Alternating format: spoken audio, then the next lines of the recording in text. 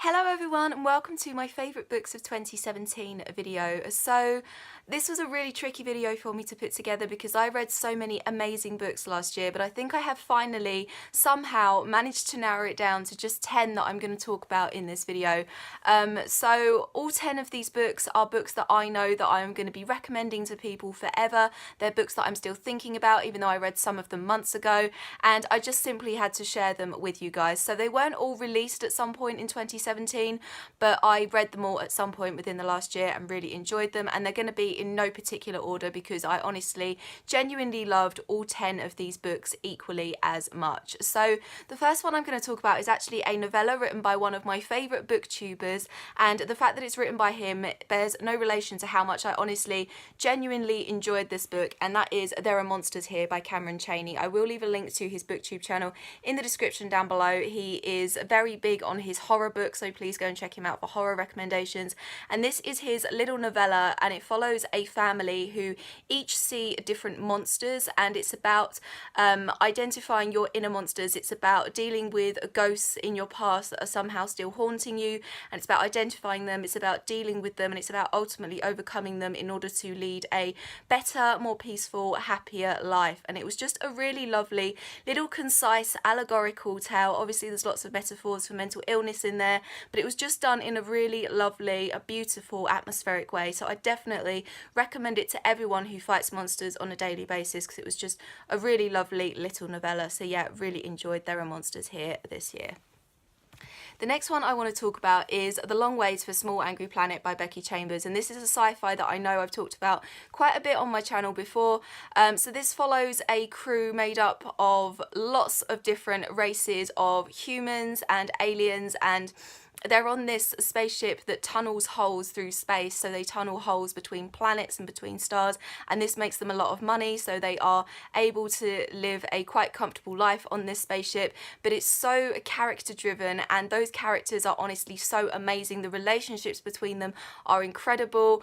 It's really funny, it's really quirky. I cannot actually believe that I haven't picked up the sequel to this yet because I cannot wait to get back to this wonderful cast of characters. So if you like your character driven sci-fi, I cannot recommend this book enough. So yeah, really love this book this year.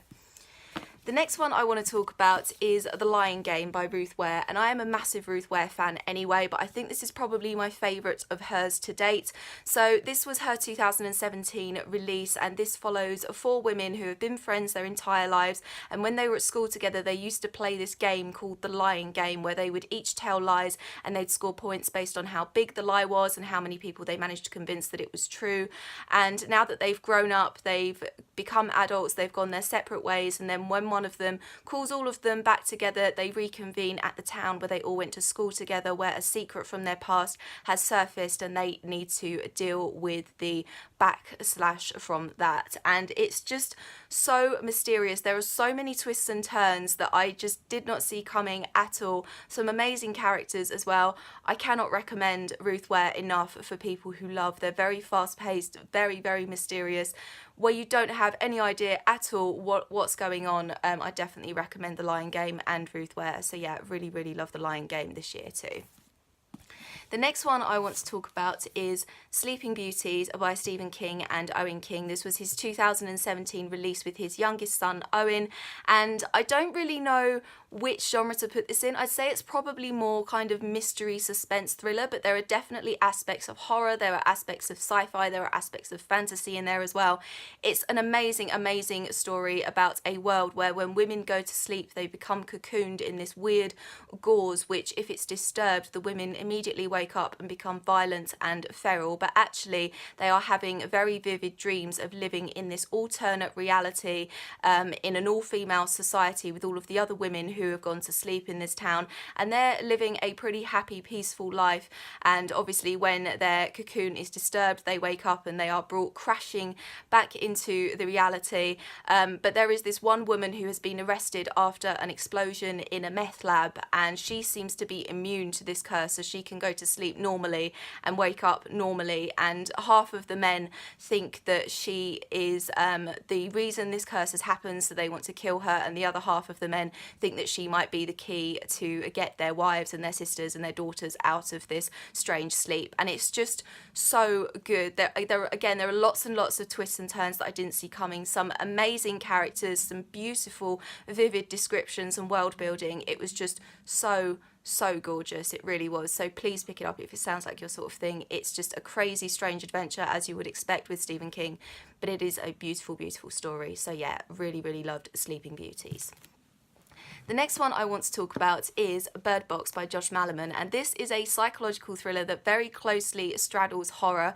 It's unlike any psychological thriller I've ever read, and I do read a lot of horror and a lot of thrillers, as you all know. So this is about a world where when people look directly outside, they go insane. So they've all started wearing blindfolds whenever they have to go outside or whenever they have to look outside.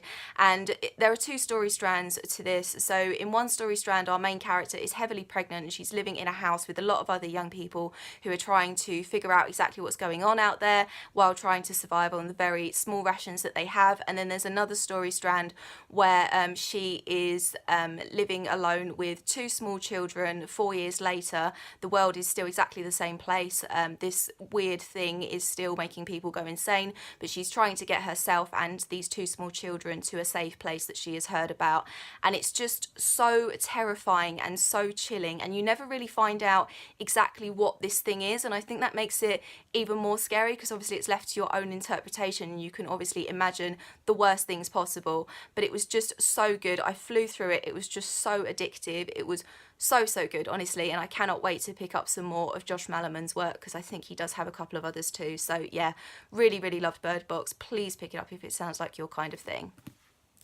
The next one I want to talk about is A Head Full of Ghosts by Tremblay, and this is another supernatural, psychological, horror, thriller kind of story. It's about a girl who is displaying acute signs of schizophrenia, but her parents believe that she might be possessed by a demon, so they enlist a priest in order to perform an exorcism. But because the family is also very poor, they don't have that much money, they also recruit a TV production company to televise the exorcism, almost as like a reality TV show kind of thing. And there are two story strands to this. So the first story strand is when all of this is going on, and then the second story strand is 15 years later, where the girl's younger sister is being interviewed by a reporter, and she seems to have some pretty different memories to what was actually shown on this TV show. And it was just the most chilling depiction of mental illness that I've ever read in my whole entire life. It was so scary, it really was, and it just kind of made you question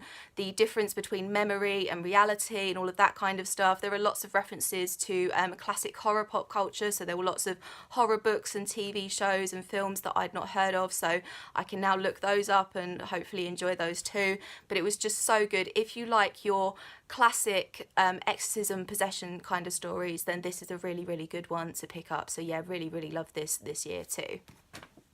The next one I want to talk about is a 2017 release that was highly anticipated by a lot of people, and that is The Loneliest Girl in the Universe by Lauren James. And this is a YA sci-fi that took a crazy twist right in the middle of it. So this follows a young girl who has lived her whole entire life on this spaceship, and she doesn't have any contact with anyone. She's all by herself. She has sporadic contact with Earth through like email messaging kind of things, and one day she hears about another spaceship that has been launched from Earth with another lone passenger who is a guy in it who is going to catch up to her, and she starts messaging him, and even though the messages take months and months to get to each other, she finds herself falling in love with him. And then when his ship eventually catches up to hers, the crazy thing happens, and this whole book takes a incredibly unexpected turn, and it just makes you realise actually there are much worse things out there than being by yourself. And it was just so good. A very lovely, accurate, honest depiction of anxiety as well, because she suffers with severe anxiety, and it was just so good. And it's not very long. I read this in one sitting and I just couldn't put it down, so please pick it up. It sounds like your kind of thing. It's worth all of the hype that it's been getting, I promise you. The next one I want to talk about is actually the only book that I've read twice this year, and it is a monster of a book. So the fact that I've read it twice quite easily this year should probably tell you how much I absolutely loved it, and that is It by Stephen King. Of course, this has been getting all of the hype this year because the recent remake of the film came out. It is just so, so good. So in a nutshell, I cannot tell you everything about this book because it will spoil it, but in a nutshell, this is about a group of misfit children who make it their mission to destroy this creature who is terrorizing the children and the teenagers of this town, and young people are going missing and they're ending up murdered, and they take it upon themselves to find this creature and destroy it. And then there's another story strand 28 years later where they are adults. They have come back to this town where they were all children in order to defeat this monster again, and it's just so crazy. But the chemistry between these characters is absolutely insane, and they are characters that I know I will be thinking about forever and ever. It's a story I know that I will keep coming back to, and it's just so, so terrifying, so atmospheric. You really feel like you are in the town of Derry with them and that you are experiencing these complete horrors. And obviously there is some very, very strange bits towards the end. Any of you who have ever heard bits about this story, but I can honestly say that everything in it made almost complete sense to me. I mean, as much sense as a Stephen King book possibly can, but it was just so, so good. It really was, and it's definitely one of my favourite Stephen King books, and I have read a lot of his books. So yeah, please pick up it if you are not intimidated by this massive size, because I promise you it is so worth the amount of pages. So yeah.